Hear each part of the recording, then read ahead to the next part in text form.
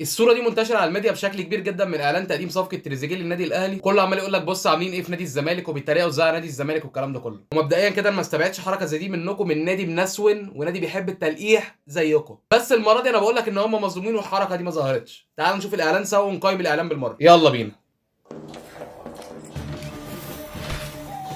بدايه الاعلان مولد، وانا هنا تعقيبي يعني ايه علاقه المولد بتريزيجيه؟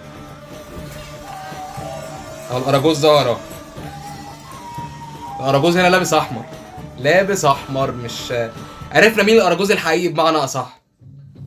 عودة الفتى الذهبي. مش مستاهل نكمل الاعلان لان كلنا عارفين ايه اللي حصل فيه وعارفين ان هو لتريزيجيه والكلام ده كله يعني، فمش مستاهل. نرجع لموضوعنا، الصوره الحقيقيه اهي، الاراجوز كان لابس احمر وكلنا عرفنا مين الاراجوز الحقيقي، والصوره دي فوتوشوب. طبعا هم جمهور بيمشي ورا اي حاجه بالفوتوشوب، زي صوره زيزو اللي انتشرت دي اصلا برده امبارح على الميديا، والصوره الاصليه كانت زيزو ومصطفى محمد في منتخب مصر في الاعلان بتاع تيشيرت منتخب مصر.